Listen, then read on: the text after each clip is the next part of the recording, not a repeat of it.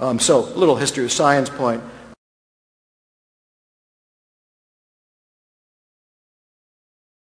Nuclear transfer technology was applied to mitochondrial disease, so that we had this group that was able to make eggs by transferring the DNA of the mother into an egg with mitochondria that did not have that disease. That's a great potential breakthrough in allowing women who have a genetic history of mitochondrial disease, these very bad neurodegenerative disorders, to have genetically linked babies. So you never know where the technologies, the lab technologies, will take you.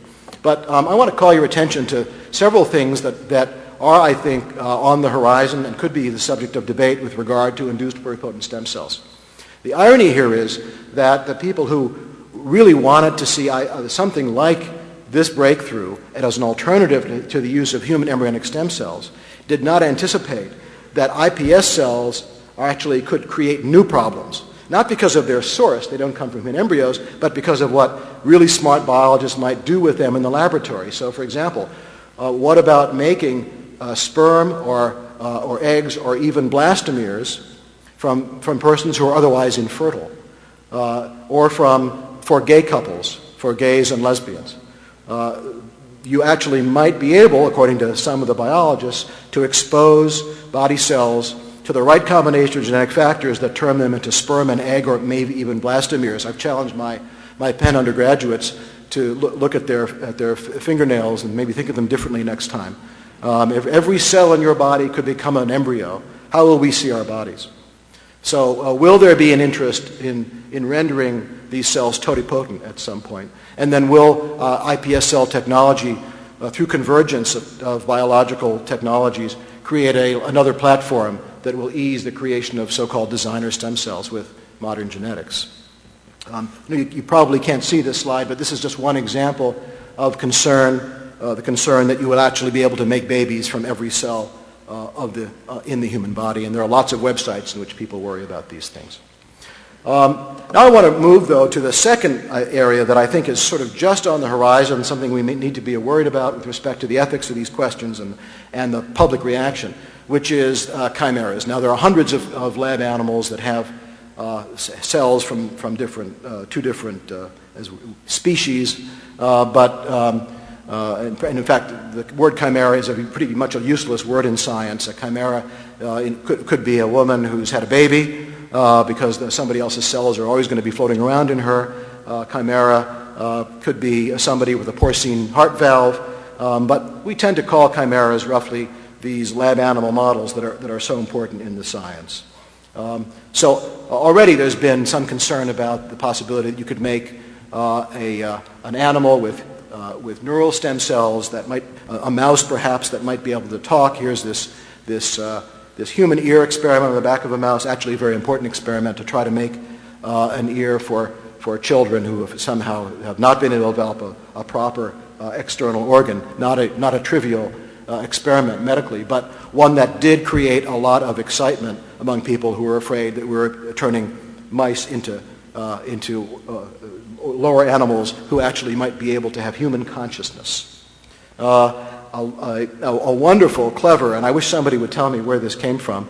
Don't do this in front of me. Wait until you go home and Google Cliven the Talking Mouse. This is a terrific website that some smart science, probably some grad students who obviously needed more work in the lab, they put this up about 5 or 6 years ago. You can actually interact with this cloned talking mouse, Cliven.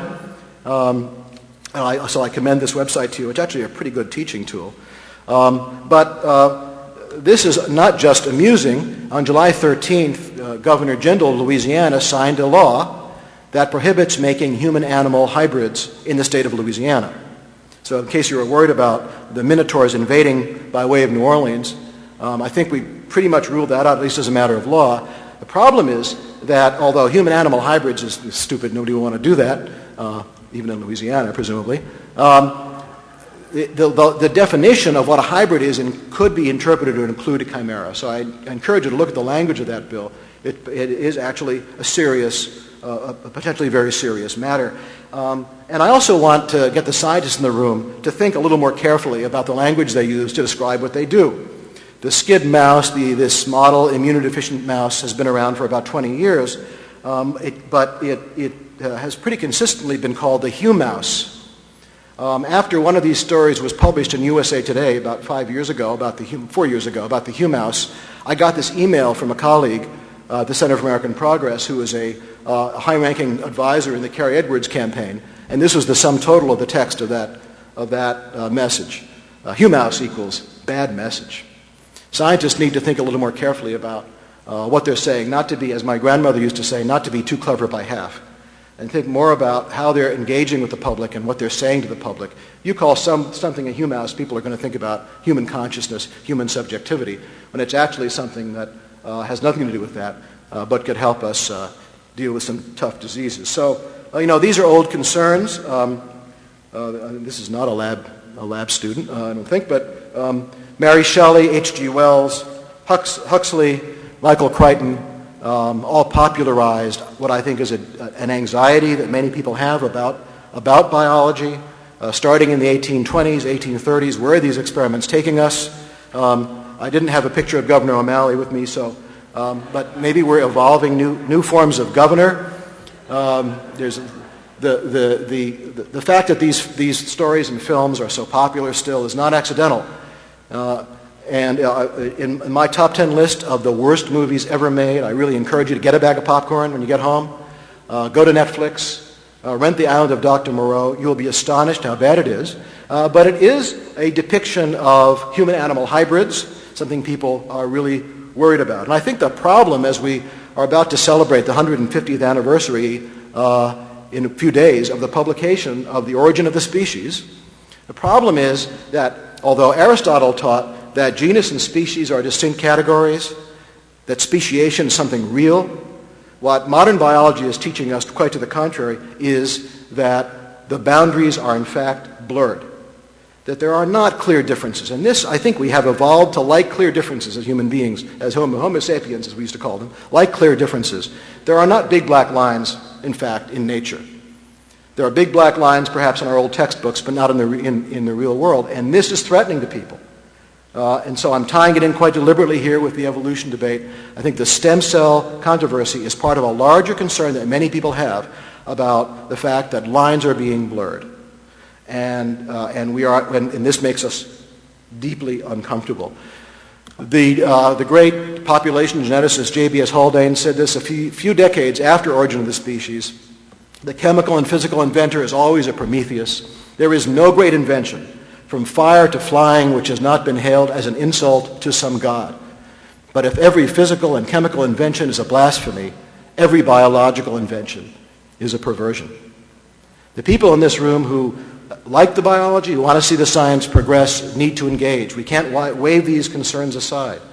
We need to engage with the critics, and these issues will never be finally settled. We make, in my view, incremental progress, and we have to develop real methods to address these questions as part of government. So I want to thank various entities that allow me to keep working. In particular, I want to thank the Hingston Group for those really cool maps that I stole from their website that you can go look at to tell you where this is going around the world. And I don't have time, I'm sorry. You'll just have to come to the forum next year, and the summit, I'll tell you next year what the meaning of life is, because Jeremy's got me off the stage. Thank you.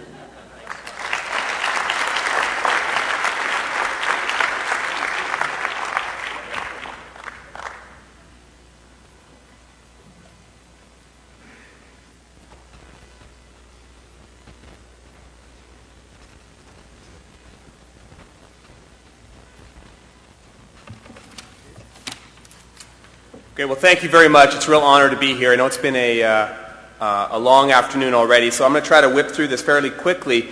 I've been asked to talk about two big topics, stem cell tourism and stem cell patents. I think it's for two reasons. One, this is two areas that our team does a lot of work, and also I genuinely think these are two of the most pressing, two of the most interesting areas that are in front of us right now. Both areas are creating incredible policy challenges, and they're both extremely interesting. So let's